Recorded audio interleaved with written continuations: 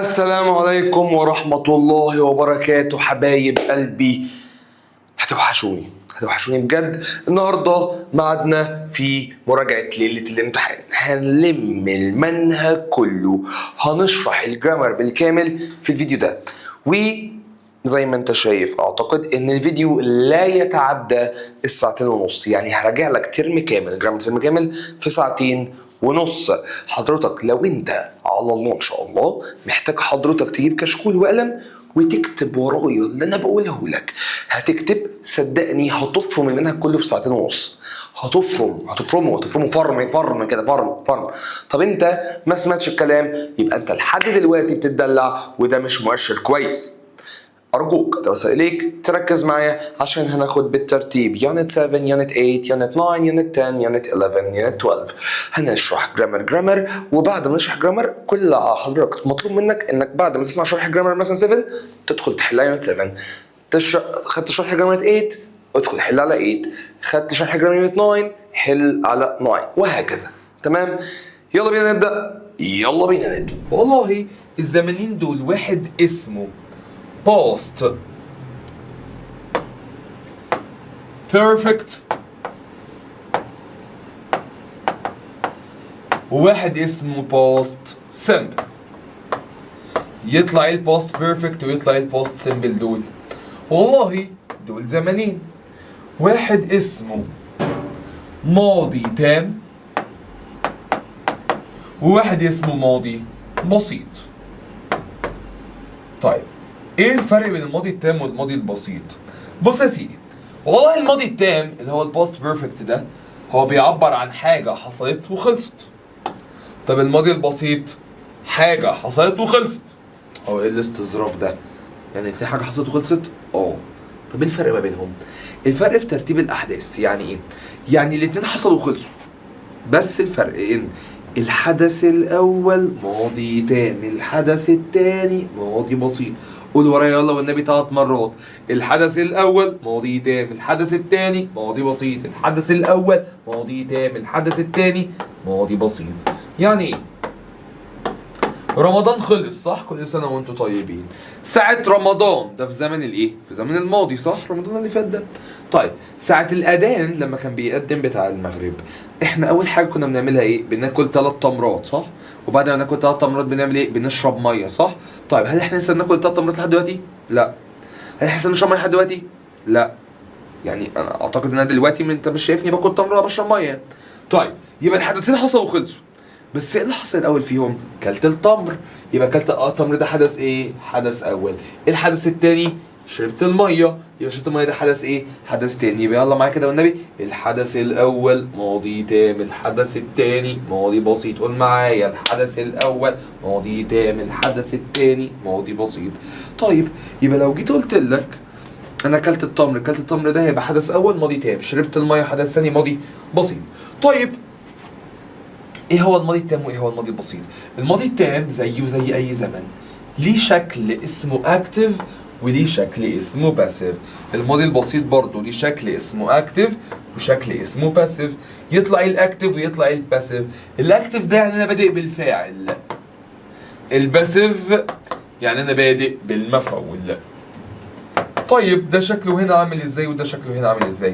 الماضي التام يا جماعه بيكون عباره عن هاد والبي بي. يبقى ايه هو الماضي التام يا جماعه؟ هاد والبي بي. ماضي تام هاد والبي بي، ماضي تام هاد والبي بي. طب الماضي البسيط، الماضي البسيط هو الفيرب في السكند كونجنكشن، يعني في التصريف الثاني. طب ايه هو التصريف الثاني ده؟ التصريف الثاني ده اللي هو الدي، الاي دي، الاي اي دي، او irregular verbs او افعال شاذة. زي ايه يعني؟ play الماضي منها played ده ماضي بسيط. study الماضي منها studied ده ماضي بسيط. طيب احنا قلنا play. طيب ينام يعني ايه؟ sleep الماضي منها ايه؟ slept ولا slept؟ يبقى ده افعال شاذة. go يذهب الماضي منها ايه؟ good ولا went؟ يبقى دي افعال شاذة. run يجري الماضي منها run ولا ran؟ يبقى دي افعال شاذة. cut يقص الماضي منها cutted ولا cut؟ يبقى دي افعال شاذة. يضع يعني put الماضي منها putted ولا put؟ يبقى دي افعال شاذة. يبقى هو الماضي البسيط هو الفعل في التصريف الثاني. ببص كده، الماضي البسيط ده مرتبط دايما برقم 2. ليه؟ الماضي البسيط ده هو الحدث التاني وهو برضو التصريف التاني. يبقى الماضي البسيط هو ايه؟ الحدث التاني والتصريف التاني. الماضي البسيط الحدث التاني والتصريف التاني. طيب يبقى الماضي التام had will be be، ماضي تام had will be be، ماضي تام had will be be. الماضي البسيط التصريف التاني، الماضي البسيط التصريف التاني، الماضي البسيط التصريف التاني. طيب لو مفعول بقى، لو مفعول هنا هتبقى had been will be be. لو مفعول هنا هتبقى was أو were will be be. بصراحة مش فاهمة مستر ايه حوار المفعول ده. حبيبي الموضوع بسيط. لو جيت قلت لك الانجليزي ذاكر ولا اتذاكر؟ اتذاكر، يبقى الانجليزي ده فاعل ولا مفعول؟ مفعول. يبقى had studied ولا had been studied؟ had been studied. لو جيت قلت لك الميه شربت ولا اتشربت؟ اتشربت. يبقى had drunk ولا had been drunk؟ had been drunk. جيت قلت لك الفرخة أكلت ولا اتاكلت؟ اتاكلت. فرخة مشوية يعني على الغدا. اتاكلت صح؟ يبقى had eaten ولا had been eaten؟ had been eaten. ونفس الكلام هنا في الماضي البسيط. لو جيت قلت لك الإنجليزي ذاكر ولا اتذاكر؟ اتذاكر. يبقى studied ولا was studied؟ was studied. جيت قلت لك الكفتة أكلت ولا اتاكلت؟ اتاكلت. يبقى ate ولا was eaten؟ was eaten. صعب الكلام ده؟ يبقى الأكتف بادئ بالفاعل، الباسيف بادئ بالمفعول. أكتف بادئ بالفاعل، باسيف بادئ بالمفعول. طيب حلو قوي، عرفنا ايه هو الماضي التام وعرفنا ايه هو الماضي البسيط. تعالى بقى نربط ما بين الزمنين دول. هنربط بإيه؟ هنربط بشوية روابط. ايه هم الروابط اللي عندنا بقى؟ بص يا حبيب قلبي،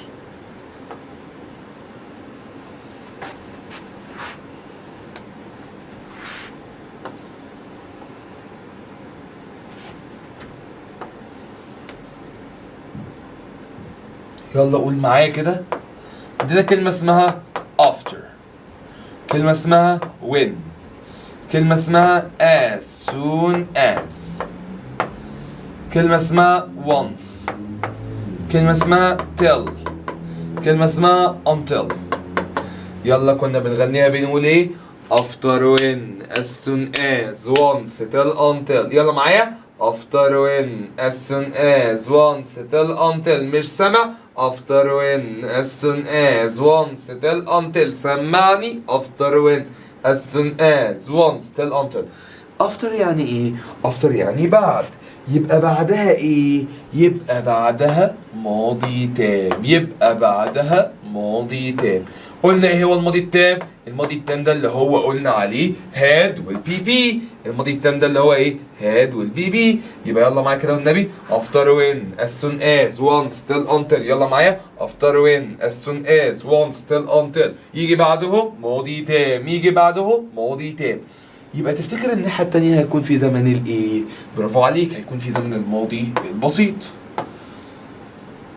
يبقى تاني والنبي after when as soon as once till until. يلا معايا after when as soon as once till until. يجي بعدهم ماضي تام، يجي بعدهم ماضي تام. الناحية التانية ماضي بسيط، الناحية التانية ماضي بسيط. طب هو اشمعنى till until في مربع لوحدهم؟ لأن till until بيكون ماضي بسيط منفي. till until بيكون ماضي بسيط منفي. till until بيكون ماضي بسيط منفي. طب عكس after ايه؟ عكس after before. before when by the time. يلا معايا before when by the time. يا تاني before when by the time. before يعني ايه يا جماعة؟ before يعني قبل. تفتكر بالفقاقة، بالفقاقة كده قبلها ايه وبعدها ايه؟ اكيد هنعكس. after بعدها ماضي تام، يبقى before قبلها ماضي تام وبعدها ماضي بسيط. يبقى ركز معايا. يلا يلا يلا يلا يلا يلا after when as soon as once till until. يلا معايا after when as soon as once till until. يلا تاني after when as soon as once till until. يجي بعدهم ماضي تام، يجي بعدهم ماضي تام. الناحية التانية ماضي بسيط، الناحية التانية ماضي بسيط. till until بيكون ماضي بسيط منفي، till until بيكون ماضي بسيط منفي. خلي بالك عكس after before when by time يلا تاني before when by time يلا تالت before when by time before يعني قبل، يبقى قبلها ماضي تام الناحية التانية ماضي بسيط، كل دول قبلهم ماضي تام الناحية التانية ماضي بسيط.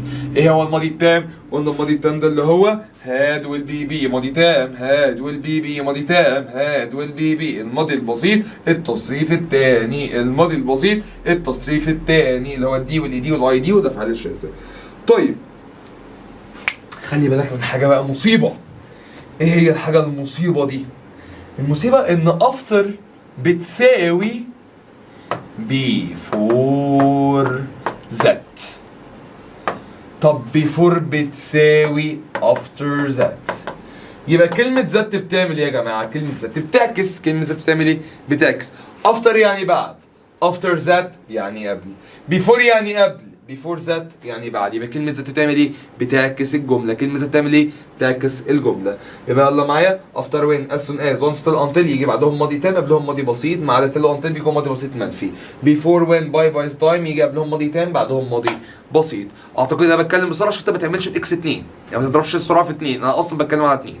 طيب دلوقتي تعال نخش في بواقي القواعد او باقي الروابط. جيت قلت لك عندنا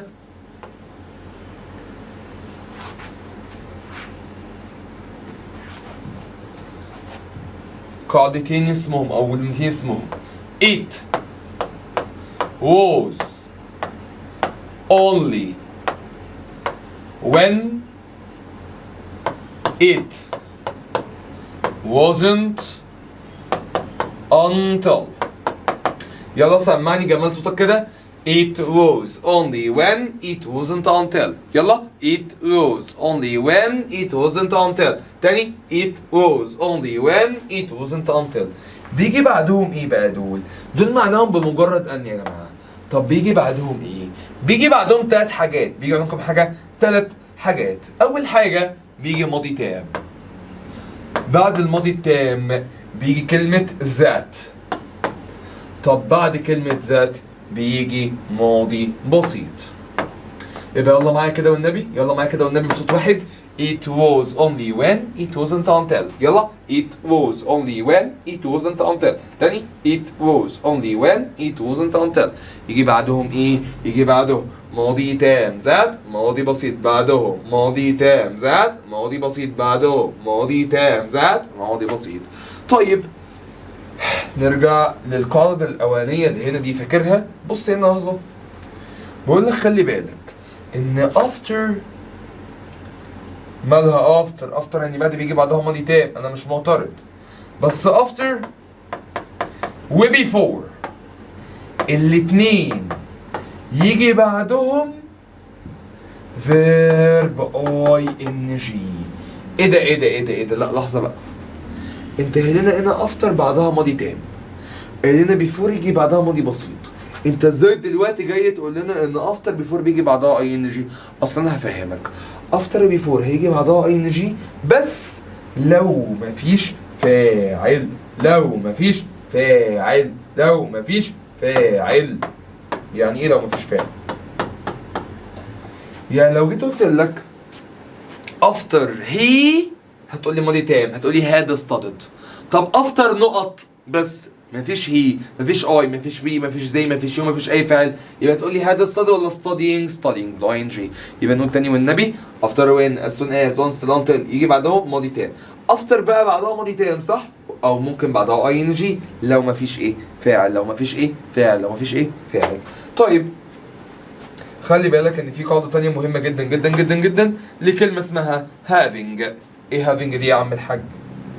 having برضو يعني بعد. هتقولي لا اله الا الله. طب ما having يعني بعد المفروض يبقى بتساوي after، يبقى المفروض تحطها فوق صح؟ غلط، لان having مختلفة شوية. having بعدها بي، having بعدها بي، having بعدها بي، having بعدها بي. بس يبقى after بعدها ماضي تام او ing، having بعدها بي، having بعدها بي، having بعدها بي. يبقى اقول having had eaten ولا eaten بس؟ eaten بس. having had written ولا written بس؟ written بس. صعب الكلام ده؟ طيب متبقي آخر قاعدة في الماضي التام. إيه هي آخر قاعدة في الماضي التام؟ عندنا 3 كلمات في غاية الأهمية.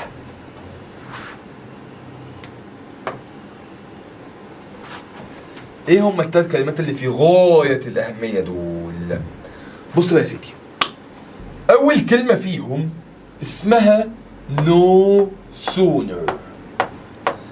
تاني كلمة اسمها hardly. كانت كلمة اسمها scarcely. يبقى قول ورايا كده no sooner hardly scarcely no sooner hardly scarcely no sooner hardly scarcely. قول ورايا no sooner than hardly when scarcely when. يلا معايا no sooner than hardly when scarcely when. يلا معايا no sooner than hardly when scarcely when. يلا معايا no sooner ها برافو عليك than hardly when scarcely when. آخر مرة no sooner than hardly when scarcely when. كمان مرة no sooner than hardly when scarcely when. يبقى no sooner تيجي معاها كلمة than، hardly و scarcely يجي معاها كلمة when.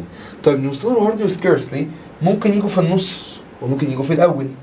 لو جم في النص أعمل إيه وبيجوا إزاي؟ ولو جم في الأول بعمل إيه وبيجوا إزاي؟ بص يا سيدي، لو جم في النص يبقى هيجوا بين الهاد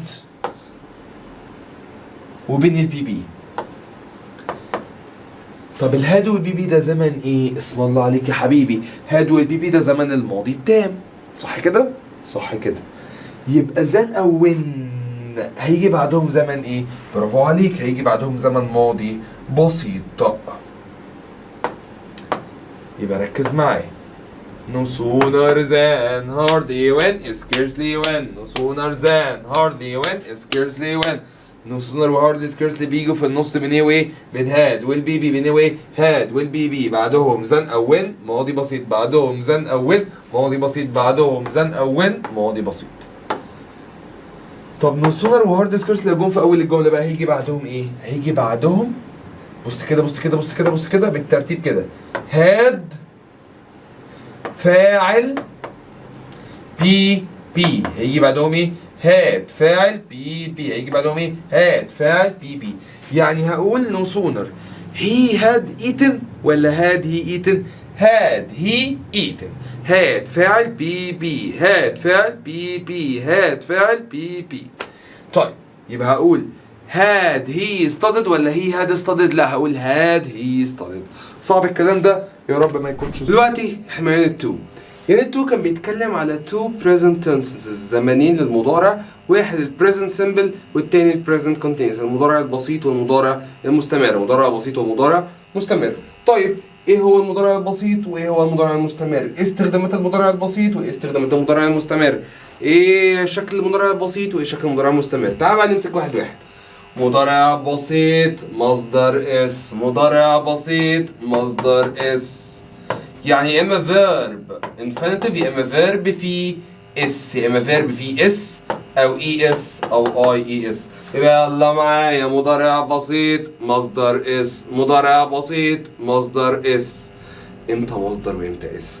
مصدر مع اي وي ذي والجمع، اس مع هي وشي وات والمفرد. يبقى ممكن اقول المضارع البسيط play او plays، study او studies، sleep او sleeps، try او tries، stop او stops، smoke او smokes وهكذا. طيب بنفي بايه؟ don't و doesn't. بنفي بايه؟ don't و doesn't. طب وانا بنفي don't و doesn't بس؟ لا، ممكن انفي كمان شويه هنعرفها بنيفر، بس هنتكلم عنها لوحدها. يبقى يلا معايا مضارع بسيط مصدر اس. مضارع بسيط مصدر اس. بنفي بايه؟ don't و doesn't. بنفي بايه؟ don't و doesn't. امتى مصدر وامتى اس؟ امتى don't وامتى doesn't؟ تعالى نكتبهم عشان ما تنساهمش. مصدر مع I we they you والجمع. اس مع he she it والمفرد. طيب امتى don't وامتى doesn't؟ نفس الكلام. don't مع I we they والجمع. doesn't مع he she و it والمفرد. طيب ده كده شكل المضارع البسيط. الباسيف شكله عامل ازاي في المضارع البسيط؟ الباسيف بيكون was am is are will be be am is are will be be. طيب السؤال بقى، المضارع البسيط ده اصلا بقى بستخدمه امتى؟ بص يا حبيبي، المضارع البسيط ده بستخدمه لو بتكلم عن حاجة في العموم. يعني ايه حاجة في العموم؟ انا بشجع نادي القرن الحقيقي اللي هو النادي الاهلي الحمد لله، تمام؟ يبقى هقول انا بشجع الاهلي. هو انا بشجع الاهلي مش دي حاجه في العموم؟ مش دي حاجه انا بشجعها في العموم؟ يبقى هقول مضارع بسيط، يبقى اقول I support الاهلي. لو جيت قلت لك انا بحب السي فود جدا جدا، بحب اكل سمك جدا، تمام؟ يبقى مش دي حاجه في العموم، يبقى اقول I like eating seafood. يبقى بستخدم مضارع بس امتى؟ لو بستخدم عن حاجه في العموم، بتكلم عن حاجه في العموم. او ايه كمان؟ المضارع البسيط برضو بستخدمه عادات، حقايق،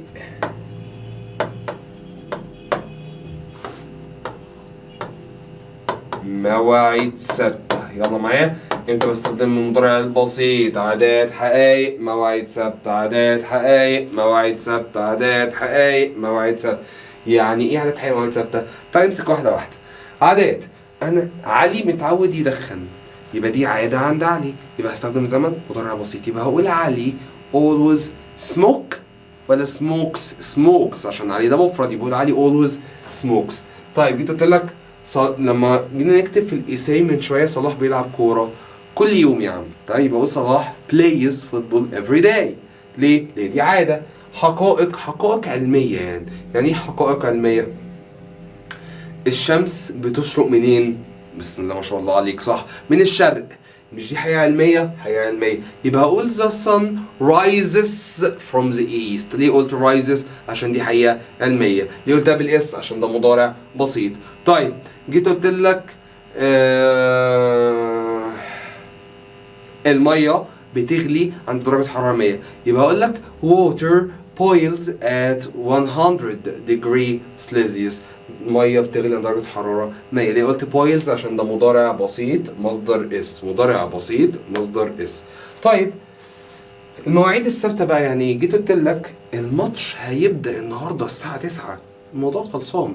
طب مستر احنا بكرة النهاردة عندنا حصة الساعة 8، ينفع الماتش يتأجل شوية؟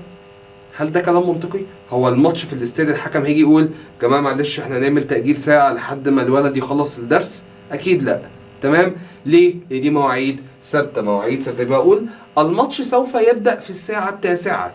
هقول the match starts at 9. جيت قلت لك الطيارة هتقلع الساعة 10، يبقى أقول the plane takes off at 10. ليه قلت takes؟ علشان ده مضارع بسيط. طب ليه مضارع بسيط؟ عشان دي مواعيد ثابته. يبقى امتى بستخدم مضارع بسيط؟ في العموم. في العموم. او ايه كمان؟ عادات، حقايق، مواعيد ثابته. عادات، حقايق، مواعيد ثابته. عادات، حقايق، مواعيد ثابته. طيب ده كده كان البريزنت سمبل المضارع البسيط. هو ملوش كلمات داله؟ ليه كلمات داله. طب ايه الكلمات الداله بتاعت المضارع البسيط؟ تعالى يا عم نكتبهم هنا بالمره. زي always، usually، sometimes، every، often، never، rarely، occasionally. كل الكلمات دي كلمات دالة على البريزنت سيمبل، على المضارع البسيط اللي هو البريزنت بيرفكت، المضارع التام. طيب المضارع التام ده شكله عامل ازاي يا اخوانا؟ المضارع التام ده شكله بيكون have أو has will be be. have أو has will be be. والباسيف have أو has been will be be. طيب المضارع التام ده بقى بستخدمه امتى؟ يعني الشك ده بستخدمه امتى؟ بص يا حبيبي، الشك ده بستخدمه لو حاجة حصلت وخلصت ولكنها سايبة أثر. في الحاضر. يبقى لو حاجة حصلت وخلصت بس سايبة أثر في الحاضر. يعني أنا وأنا صغير كنت بلعب كورة، اتعورت في دراعي، بس تعويرة جامدة جدا جدا واتخيطت هنا. في علامة، في ندبة هنا كده، في سكور عندي هنا ايه؟ سكور مكان التعويرة بتاعت زمان دي. يبقى دي حاجة حصلت زمان وسايبة أثر دلوقتي ولا مش سايبة أثر دلوقتي؟ سايبة أثر دلوقتي. يبقى ده ماضي ولا مضارع تام؟ مضارع تام. يبقى هو مضارع تام have أو has will be. طيب الدنيا مطرت امبارح، ماشي؟ مش بتمطر دلوقتي، بس الدنيا بره دلوقتي الأرض مبلولة. يبقى الأرض المبلولة دي أثر للمطرة بتاعت امبارح. يبقى دي حاجة حصلت وسايبة أثر. يبقى أقول it rained ولا it has rained؟ it has rained. أو إيه كمان؟ طيب المضارع التام برضه، المضارع التام بيعبر عن حاجة بدأت ولسه شغالة. يعني إيه؟ يعني لو جيت قلت لك، عارفين يا جماعة؟ I have lived in عين شمس since 2005. أنا عايش في عين شمس من 2005. ده معناه إن أنا بدأت أعيش في عين شمس من 2005. وإن أنا مشيت من عين شمس ولسه عايش هناك. لا، ده معناه إن أنا لسه عايش هناك. ليه؟ عشان أنا قلت have lived. have والبي وده زمان مضارع تام، والمضارع التام حاجه بدات ولسه شغاله، حاجه بدات ولسه شغاله. يبقى المضارع التام حاجه حصلت وسايبه اثر، او حاجه بدات ولسه شغاله. طيب عندنا كلمات دل عليها كتير جدا جدا جدا. يلا معايا just whenever whenever. يلا just whenever whenever. تاني just whenever whenever. just يعني حالا، ever يعني ابدا، whenever يعني ابدا لا. يبقى عندنا just whenever whenever. يلا just whenever whenever. طب عندنا ايه كلمات دالة تاني؟ عندنا already و yet. already يعني بالفعل. yet يعني حتى الآن. بس هما في الاستخدامات عكس بعض. يعني ايه في الاستخدامات عكس بعض؟ يعني already بتيجي في الجملة الافيرماتيف. يعني ايه affirmative؟ الإثبات. yet بتيجي في النفي. يبقى يلا معايا already إثبات yet نفي. already إثبات yet نفي. already إثبات yet نفي. إيه تاني؟ already سؤال تعجبي. يلا معايا already سؤال تعجبي. already سؤال تعجبي. yet سؤال عادي. yet سؤال عادي. يعني إيه؟ يعني لو في سؤال في تعجب أو بيعبر عن تعجب هقول already. لو انا مثلا سؤال عادي هقول yet. يبقى جيت قلت لك have you done your homework already؟ you are so fast. ايه ده انت سريع جدا. انا عشان كده قلت have you done your homework yet ولا already؟ ليه؟ عشان ده سؤال تعجبي. هو ايه ده انت ازاي خلصت كده؟ انما yet ياما هو انت عملت الاكل ولا لسه ياما؟ ده سؤال تعجبي ولا سؤال عادي؟ سؤال عادي. يبقى لا have you finished cooking yet ولا already؟ yet. يبقى already سؤال تعجبي. already سؤال تعجبي. yet سؤال عادي. yet سؤال عادي. طيب recently و lately. recently و lately الاتنين معناهم مؤخرا. يعني ايه مؤخرا؟ مؤخرا دي يعني في الفترة الأخيرة. في الفترة الأخيرة. طيب ايه الفرق بينهم وبين الاتنين بقى؟ بص يا سيدي، لو الجملة إثبات، لو الجملة إيه؟ إثبات، الاتنين صح، بستخدم الاتنين. طب لو الجملة نفي، لو الجملة نفي هختار lately بس. يبقى لو إثبات الاتنين صح. لو إثبات الاتنين صح. لو نفي lately بس. لو نفي lately بس. يبقى جيت قلت لكم أنا قابلت علي الفترة الأخيرة دي كتير. يبقى هقول دي جملة إثبات ولا نفي؟ إثبات. يبقى تنفع الاتنين. يبقى أقول I have met علي recently أو I have met علي lately. طيب لو أنا قلت لك أنا ما قابلتش عمر بقى الفترة الأخيرة دي خالص، ما قابلتوش، يبقى دي إثبات ولا نفي؟ نفي. يبقى I haven't met عمر recently ولا lately ولا الاتنين؟ لا، هقول ساعتها النفي lately بس. يبقى lately بس. طيب so far و up till now. so far يعني حتى الآن،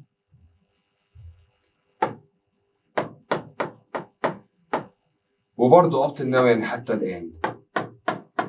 طب هل دول ليهم استخدامات او ليهم تريكات او ليهم حركات؟ ما لهمش اي حاجه، دول غلبانين في امان الله. طب تعالى بقى لسنس وفور. سنس يعني منذ، وفور يعني لمده. سنس يعني منذ، وفور يعني لمده. سنس بيجي بعدها تاريخ او اسم. يلا معايا، سنس بعدها تاريخ او اسم. سنس بعدها تاريخ او اسم. فور بعدها مده. فور بعدها مده. يلا معايا، سنس بعدها تاريخ او اسم. سنس بعدها تاريخ او اسم. طب هو يعني ايه تاريخ او اسم؟ تاريخ سنه، شهر، يوم، حاجات زي دي. فصل اللي هو الربيع، الخريف، الشتاء، الكلام ده. يبقى هقول مثلا since summer, since last year, since April منذ شهر، since Wednesday من يوم الأربعاء اللي فات. اوكي. او اسم. هو اسم يعني ايه؟ يعني اقول since علي؟ لا، اسم المقصود بيه اسم زمني. يعني ايه اسم زمني؟ يعني اقول since holiday منذ الاجازه. تمام. since last summer منذ الصيف اللي فات. كل ده اسم دل على فتره زمنيه. فور بقى معناها مده. يعني ايه مده؟ 4 اسابيع 4 weeks، 3 ايام 3 days، ساعتين 2 hours. كل الكلمات دي تعتبر مده. طيب في كلمات خاصه بده وفي كلمات خاصه بده. وركز معايا بقى، ايه الكلمات الخاصه بسنس وايه الكلمات الخاصه بفور؟ سنس ليها كلمات خاصه زي then وذات وlost. فور ليها كلمات خاصة زي a while، for a while، for a long time، و for ages. يبقى لو انت لقيت كلمة ages او a while او a long time هتختار since ولا for since ولا for. طيب تعال نبص على اخر قواعد في الزمن ده. ايه هم اخر قواعد في الزمن ده؟ since، وركز معايا يلا وقول معايا، اسمع صوتك من هنا. since قبلها مضارع تام. since قبلها مضارع تام. قلنا ايه هو المضارع التام ده؟ لو have او has will be. طب since بعدها ايه؟ يلا معايا، since بعدها ماضي بسيط. since بعدها ماضي بسيط اللي هو الباست سيمبل اللي هو الفعل في التصريف التاني. يبقى يلا معايا، since قبلها مضارع تام. since بعدها ماضي بسيط. since قبلها مضارع تام. since بعدها ماضي بسيط. طيب since كمان ليها قاعدة تانية. ايه هي القاعدة التانية دي؟ it's مدة. since ماضي بسيط. it's مدة. since ماضي بسيط. it's مدة. since ماضي بسيط. يبقى كده since بيجي بعدها ماضي بسيط. since بيجي بعدها ايه؟ ماضي بسيط. ممكن يجي قبلها مضارع تام اللي هو فعل بيه، وممكن يجي قبلها it's مدة. it's مدة. يبقى جيت قلت لك it's 2 weeks since I last met علي. دي معناها دي آخر مرة شفت علي كانت من أسبوعين. طب ايه الفرق بين have gone to و have been to؟ have gone to راح وما جاش. have been to راح وجه. طيب يبقى جيت قلت لك علي راح المكتبة ولسه ما جاش لحد دلوقتي، يبقى he has gone to the library. طب علي راح ورجع، يبقى he has been to the library. صعب الكلام ده؟ ده كان زمن المضارع التام. طبعا احنا دلوقتي في الامتحان، فاحنا مش بنشرح بالتفصيل الممل قد ما انا بس ايه بفكرك باللي انت المفروض مذاكره من قبل كده. طيب will المصدر مستقبل صح؟ صح. Emmys are going to مستقبل والمصدر صح؟ صح. Emmys are ing مستقبل صح؟ صح. يا مستر ده مضارع مستمر. ما هو المضارع المستمر بيستخدم في المستقبل. present simple مضارع بسيط بس بيستخدم في المستقبل. طيب ده مستقبل وده مستقبل وده مستقبل وده مستقبل. عارف كل شكل فيهم معناه ايه؟ هقول لك. will والمصدر معناه سوف. طب تاني شكل am is or going to والمصدر معناهم سوف. طب تالت شكل am is or ing هيجي بمعنى سوف. آخر شكل بقى اللي هو المضارع البسيط ده هيجي بمعنى ايه؟ هيجي بمعنى سوف. يعني الأربع أشكال هيجوا بمعنى ايه يا حبيبي؟ سوف. الاربع اشكال هيجوا بمعنى ايه يا بابا؟ سوف. الاربع اشكال هيجوا بمعنى ايه يا عمري؟ سوف. طيب دي سوف ودي سوف ودي سوف ودي سوف. طب انا دي عايز اقول لك دلوقتي انا سوف العب الكرة. هستخدم انهي شكل؟ ممكن اقول I will play صح؟ صح برافو عليك. ممكن اقول I'm going to play صح؟ في المعنى صح. ممكن تقول I'm playing صح؟ في المعنى صح. ممكن تقول I play صح؟ في المعنى صح. كل دول معناهم سوف يلعب. بس ايه الفرق بقى بين الاربع سوفات دول؟ الفرق بينهم استخداماتهم. الفرق بينهم استخداماتهم. طيب ايه هي استخداماتهم بقى؟ هنا الكلام يحلو وعايزك تركز معايا والنبي. امتى بستخدم والمصدر؟ لو تنبؤ بدون دليل، يعني prediction without evidence. prediction without evidence بستخدم ايه؟ والمصدر. استخدم ايه؟ والمصدر. يبقى امتى بستخدم والمصدر؟ تنبؤ بدون دليل. تنبؤ بدون دليل. تنبؤ بدون دليل. يعني تنبؤ بدون دليل. الدنيا هتمطر يوم السبت اللي بعد اللي جاي. عندي دليل؟ ما عنديش دليل. يبقى هقول it will rain. it will rain. يقول لك الاهلي هيكسب الكونغو السنغالي 77-0. عندي دليل؟ ما عنديش دليل. يبقى اقول الاهلي will win. سوف يفوز. will win. تمام؟ جيت قلت لك علي هيبقى دكتور. عندي دليل؟ في الاخر هتلاقي علي هيطلع يدخل ادبي اصلا. تمام؟ يبقى بقول علي will be. ليه قلت will be؟ علشان ده تنبؤ بدون دليل. طب ايه تاني استخدام لويل؟ تاني استخدام لويل لو قرار سريع. يعني ايه قرار سريع؟ يعني قرار تلقائي. يعني ايه قرار تلقائي؟ انا عطشان، انا هشرب، سوف اشرب. I will drink some water. طب ليه قلت I will drink؟ عشان ده قرار سريع. محتاج خطة؟ مش محتاج خطة. تمام؟ انا جعان، انا هدخل اكل. يبقى I will eat something. ليه قلت I will eat؟ عشان ده قرار سريع. الموبايل بيرن I will answer my phone. ليه قلت I will answer؟ علشان ده قرار سريع مش محتاج خطة ولا ترتيبات. يبقى امتى بستخدم والمصدر؟ تنبؤ بدون دليل. تنبؤ بدون دليل. قرار سريع. قرار سريع. رقم 3 في الحقائق المستقبلية.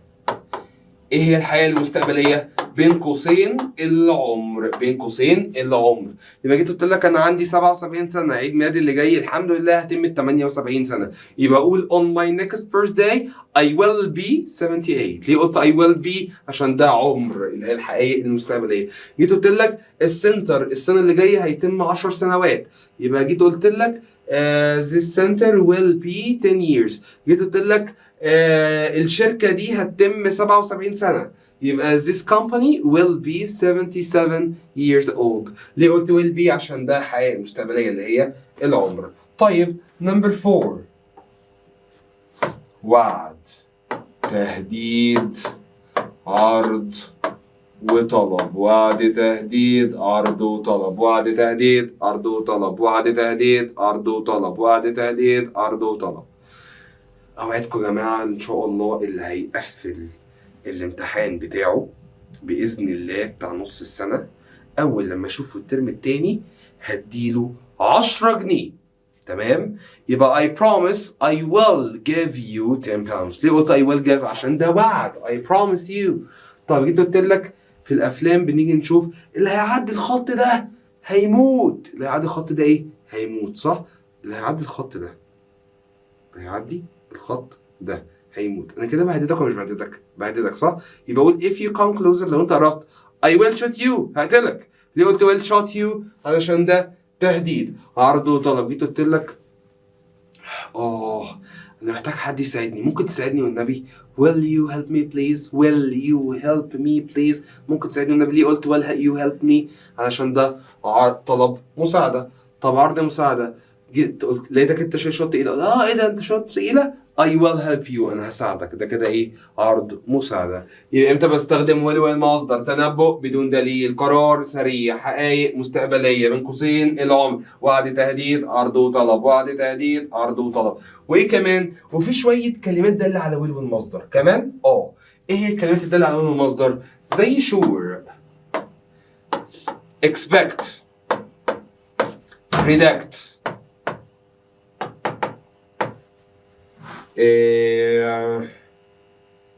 probably، perhaps، كل الكلمات دي كلمات دالة على ايه؟ على will والمصدر. كلمات دالة على ايه؟ will والمصدر. طيب تاني شكل عندنا am is are going to والمصدر. تاني شكل am is are going to والمصدر. الشكل ده بستخدمه امتى؟ وركز معايا والنبي. الشكل ده بستخدمه لو تنبؤ بدليل.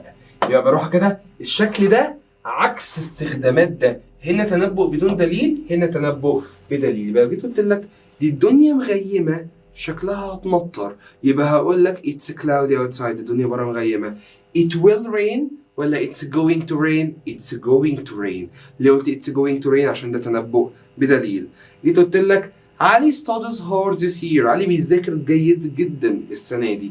هقول لك هو سوف ينجح. ده تنبؤ بدليل. يبقى هقول he is going to pass his exams. يبقى لو تنبؤ بدليل am is are going to will infinitive. طيب تاني استخدام للشكل ده هنا قرار سريع. عكسها ايه؟ قرار مدروس. طب يعني ايه قرار مدروس؟ قرار مدروس يعني يلا معايا خطانية ترتيبات مش خلصانة. معايا والنبي خطانية ترتيبات مش خلصانة. خطانية ترتيبات مش خلصانة. خطانية ترتيبات مش خلصانة. خطانية ترتيبات مش خلصانة. يبقى جيت قلت لك خطة بلان طبعا، ونية intention. لو جيت قلت لك أنا خطتي إن أنا أتجوز كمان 7 سنين، دي خطتي أو نيتي. هل ده قرار سريع؟ لأ، دي خطة عندي أو نية جوايا. يبقى أقول لك I will get engaged أو I will get married ولا I'm going to get married؟ I'm going to get married. ليه قلت I'm going to get married؟ عشان دي خطة نية. والأهم من كل ده لو أنا هتجوز كمان 7 سنين يبقى ترتيبات الفرح خلصانة ولا مش خلصانة؟ أكيد مش خلصانة. يبقى دي am is are going to والانفاتيف. جيت قلت لك انا ناوي ان شاء الله اسافر فرنسا سنه 2032. تمام؟ يعني كمان مش عارف كام سنه. عد انت. ناوي اسافر فرنسا سنه 2032. ده قرار سريع ودي خطه نيه ترتيبات خلصانه مش خلصانه مش خلصانه. يبقى استخدم ايه؟ am is are going to والانفاتيف. يبقى اقول I'm going to travel. طيب تالت شكل am is are والing. ده اللي هو المضارع المستمر. بستخدمه امتى؟ انا لسه قايل لك من شويه اصلا. لسه قايل لي فين؟ مش انا قلت لك ان المضارع المستمر بستخدمه في المستقبل لو ترتيباته خلصانه. فاكر؟ افكرك يا عم. خلصانه. افكرك يا عم. بص يا حبيبي. قلنا المضارع المستمر am is are ing بستخدمه امتى؟ حاجه بتحصل حالا بالا فعلا او مستقبل ترتيباته خلصانه. مستقبل ترتيباته خلصانه. لما اديتك مثال ساعتها انا قلت لك ان انا مسافر فرنسا بكره، يبقى دي ترتيبات خلصانه مش خلصانه؟ خلصانه. يبقى هقول I am traveling to France tomorrow. ليه قلت I am traveling؟ علشان دي ترتيبات خلصانه. طيب يبقى am is are ing لو ترتيبات خلصانه. انا بقى عايز افهمك حاجه في الترتيبات الخلصانه. الترتيبات الخلصانه دي ممكن تندرج تحتها ان انا بلغي حاجه علشان حاجه. دي ترتيبات خلصانه. ازاي؟ يعني انا جيت قلت لك يا جماعه انا مش هخرج معاكم النهارده علشان انا هزور عمي. لو انا لغيت خروجه، لغيت حاجه اهو لاجل حاجه تانية، دي كده بقى اسمها ترتيبات خلصانه. اسمها ترتيبات ايه؟ خلصانه. يبقى لو انا جيت قلت لك I can't go out with you، انا مش عارف اخرج معاك، انا كده لغيت معاك عشان انا هزور عمي. هقول I will visit ولا I'm going to visit ولا هقول I'm visiting؟ هقول I'm visiting my uncle. وصلت؟ يبقى لو انا لغيت حاجه عشان حاجه ترتيبات خلصانه، لغيت حاجه عشان حاجه ترتيبات خلصانه. طيب اخر شكل مضارع بسيط. مضارع بسيط مصدر اس. طب ده قلنا بس نستخدمه امتى؟ بنستخدمه في المواعيد الثابته. في المواعيد الثابته. ايه ده؟ ايوه ما انا لسه قايلها لك برضو من 5 دقايق لما قلنا ان مضارع بسيط في العموم وايه كمان؟ عادات حقائق مواعيد ثابته. عادات حقائق مواعيد ثابته. انا قلت لك ساعتها الماتش النهارده هيبدا الساعه 9. طب ما هو ده مستقبل. هو الماتش لسه ما بدأش، هو لسه هيبدأ، بس ده مستقبل مواعيده ايه؟ ثابتة، والمواعيد الثابتة بستخدم ايه؟ مضارع بسيط مصدر اس. يبقى لو جيت قلت لك الماتش هيبدأ الساعة 10، هقول the match will start at 10 ولا starts at 10؟ هقول طبعا starts at 10. صعب الكلام ده؟ اتمنى ما يكونش صعب عليك خالص خالص خالص خالص. طيب تعالى ناخد ملحوظة صغيرة وشوية روابط صغيرة على الفيوتشر. ركز معايا. عندك شوية روابط. ايه هما شوية الروابط دول؟ يلا معايا. after when as soon as once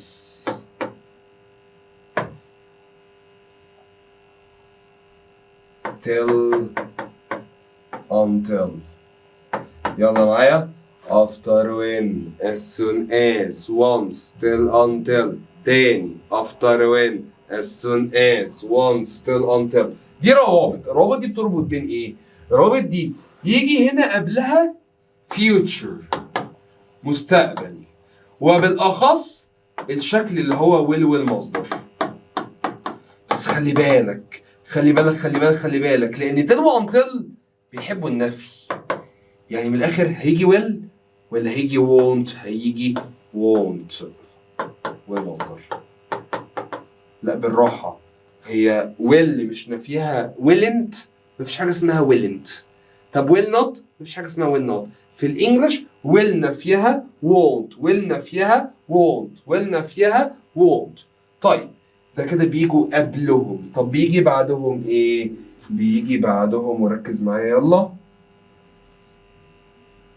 كل دول بيجي بعدهم مضارع تام اللي هو البريزنت بيرفكت،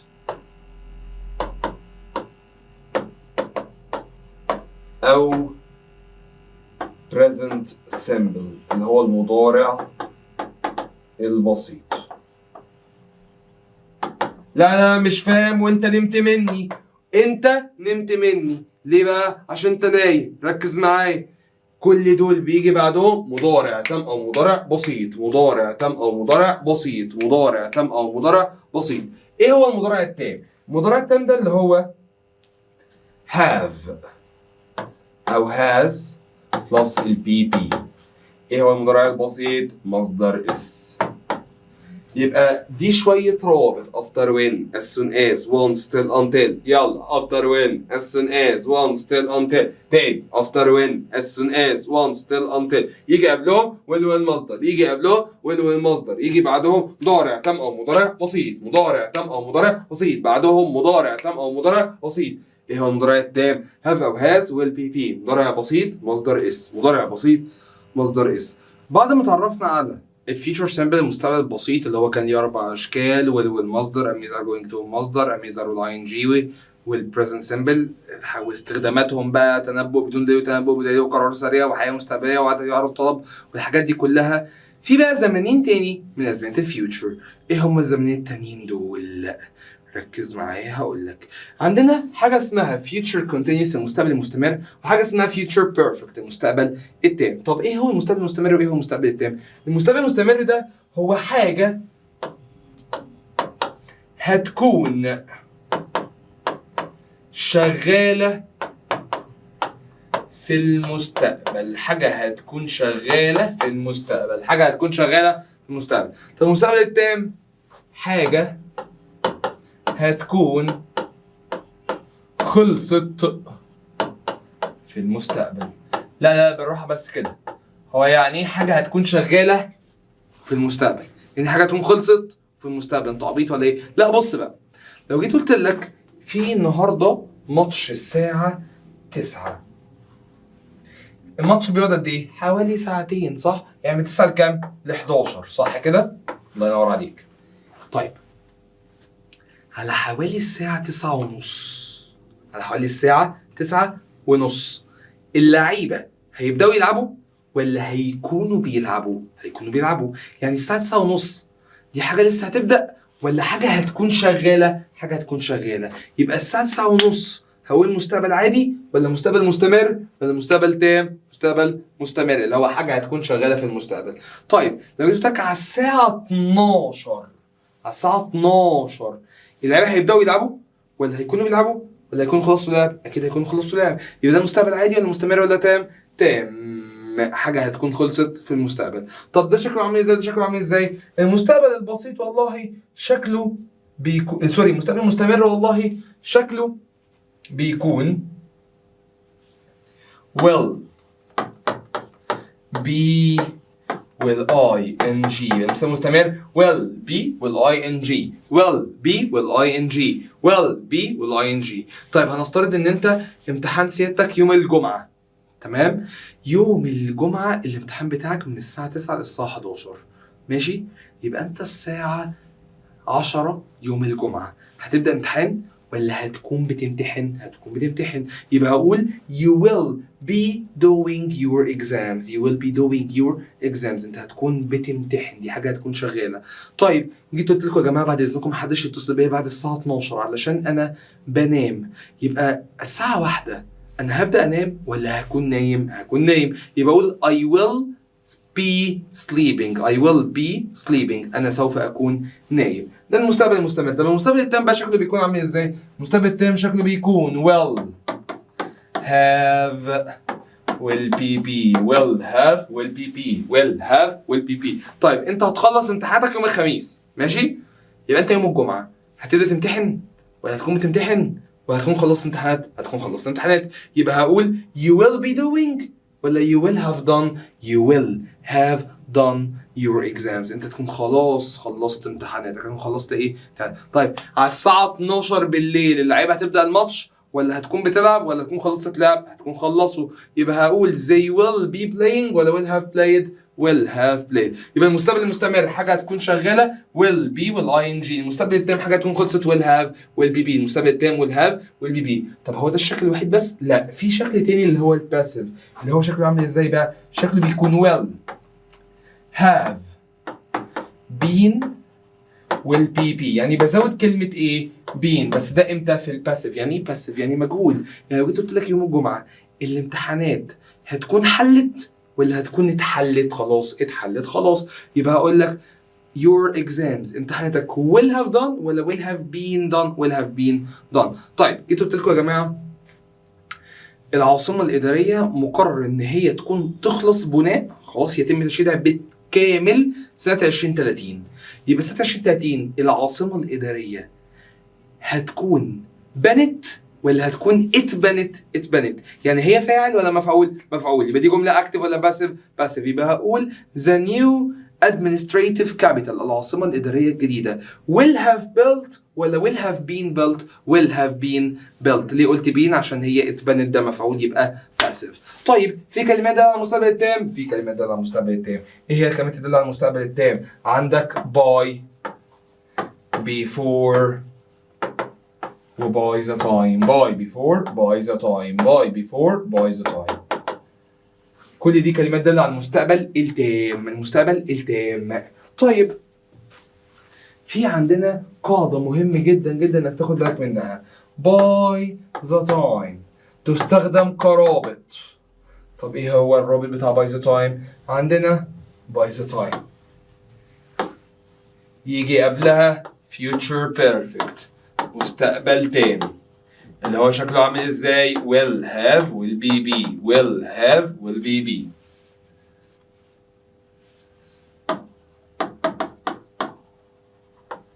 طب بيجي بعدها ايه؟ بيجي بعدها مضارع بسيط. يجي بعدها مضارع بسيط present simple. مضارع بسيط.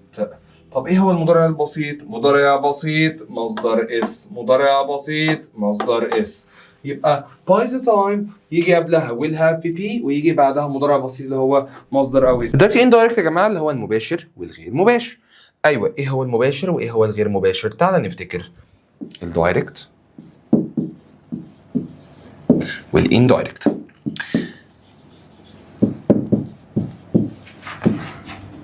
اللي هو المباشر مباشر.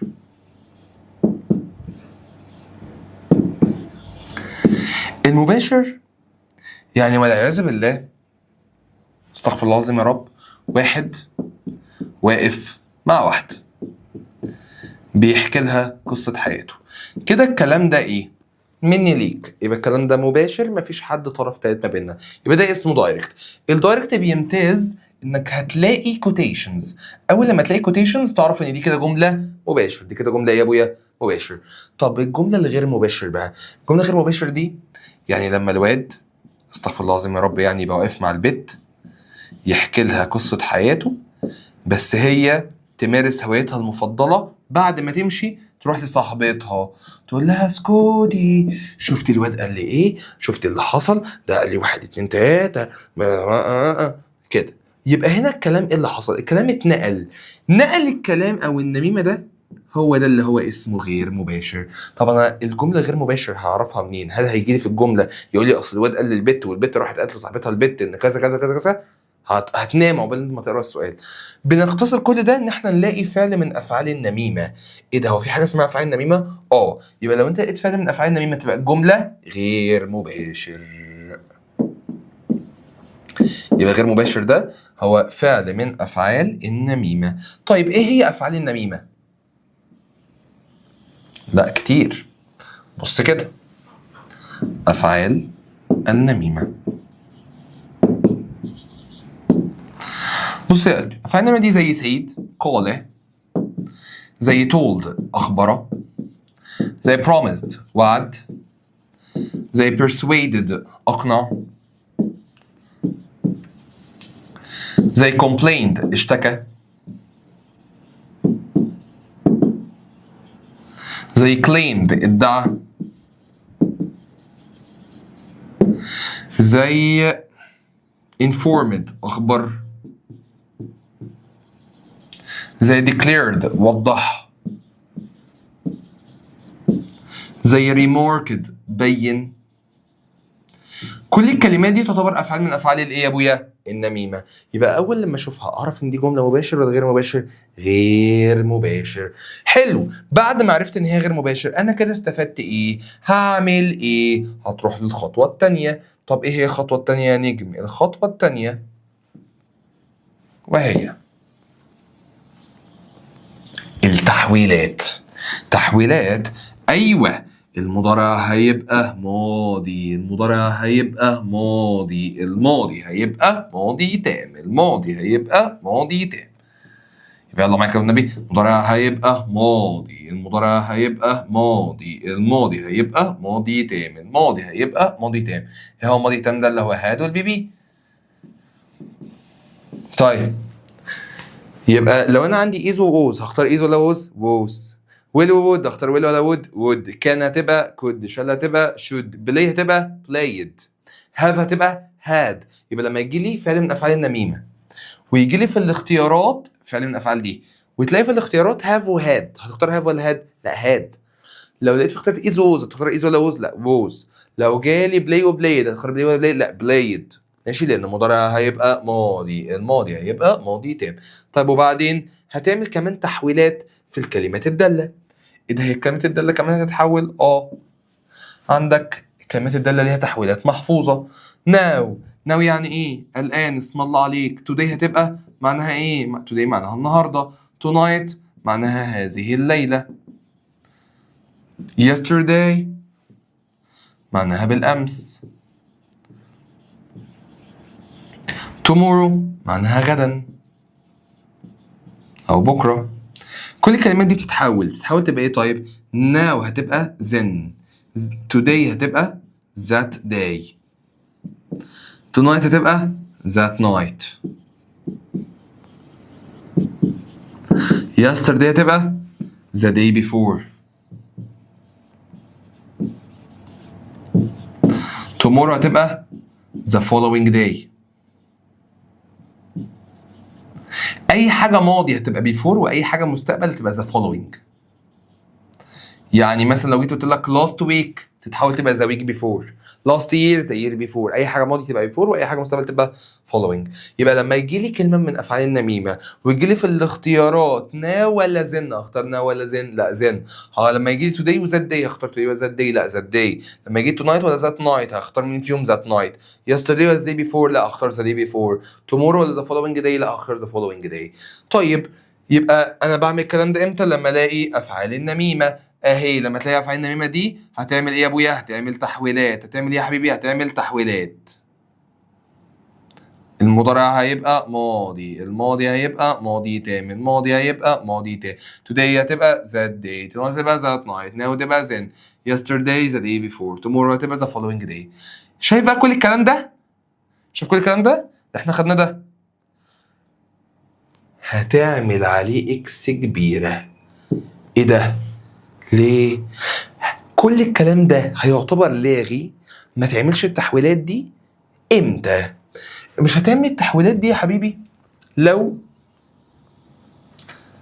جات لك حالة من الاربع حالات دول.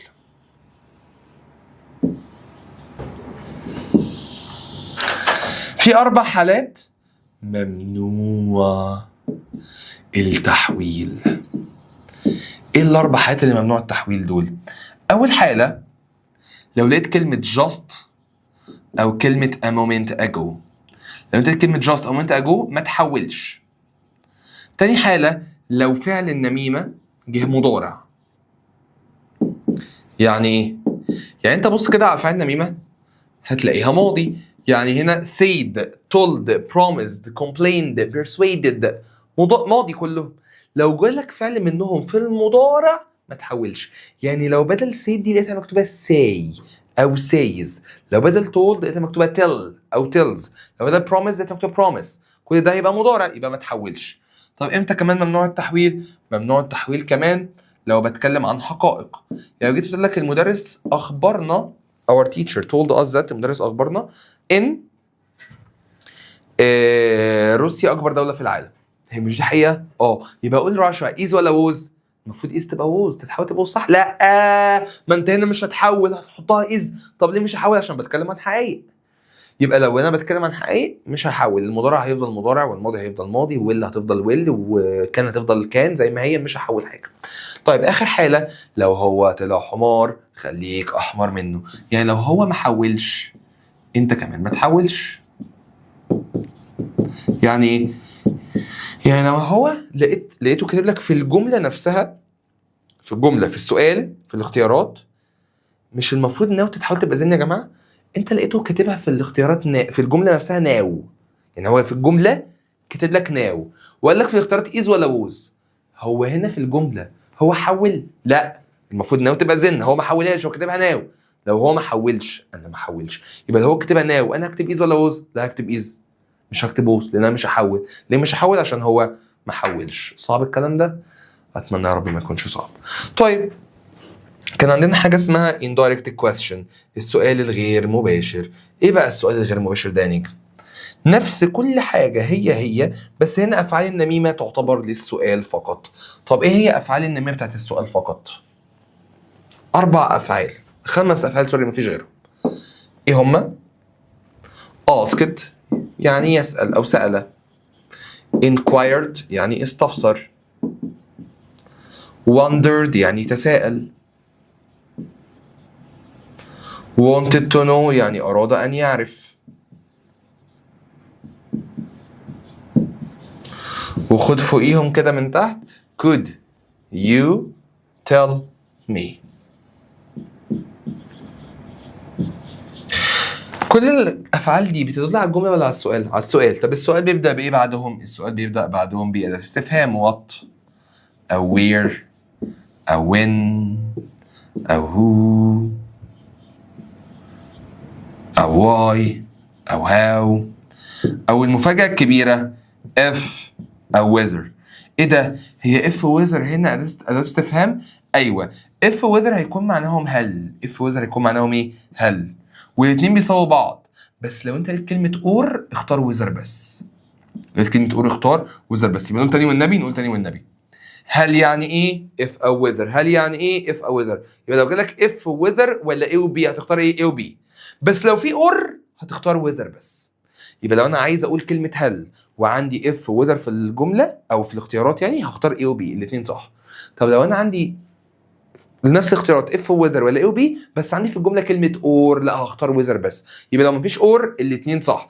قول ورايا مفيش اور الاثنين صح، مفيش اور الاثنين صح، في اور ويذر بس، لو في اور ويذر بس. وبعدها طبعا هجيب فاعل وبعدها فاعل. وطبعا المضارع هيبقى ماضي، الماضي هيبقى ماضي تام، كل حاجه زي ما هي. في بس كام حاجه اسكت هي الوحيده في دول اللي ينفع يجي بعدها مفعول يا جماعه. يعني ايه؟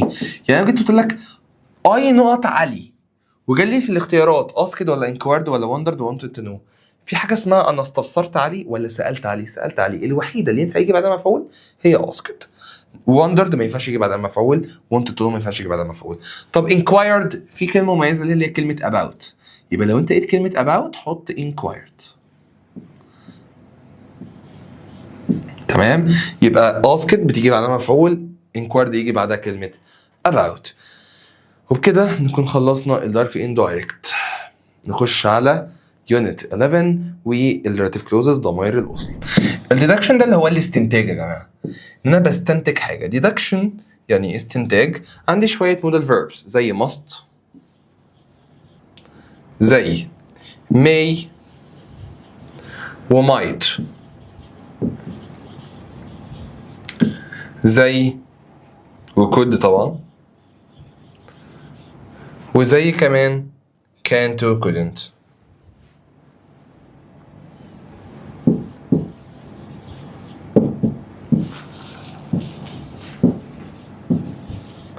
طيب ايه هم بقى must و may و might و can و could و can't و couldn't دول؟ بص يا قلبي، must هنا مش جايب معنى يجب. امال must هنا جايب معنى ايه؟ must هنا جايب معنى اكيد. طب may و might و could جايين بمعنى احتمال. طب can't و couldn't جايين بمعنى مستحيل. يبقى قول ورايا يلا النبي، يلا must يعني اكيد، must يعني اكيد، must يعني اكيد. احتمال يعني ايه؟ may might can could. احتمال يعني ايه؟ may might can could. مستحيل يعني ايه؟ can't و couldn't. مستحيل يعني ايه؟ can't و couldn't. يلا بينا النبي. اكيد يعني must، اكيد يعني must. احتمال يعني ايه؟ may might can could. احتمال يعني ايه؟ may might can could. مستحيل يعني ايه؟ can't و couldn't. كل دول بيجي بعدهم حاجه من الثلاثه. كل دول بيجي بعدهم يا اما مصدر، يا اما بي والاي ان جي،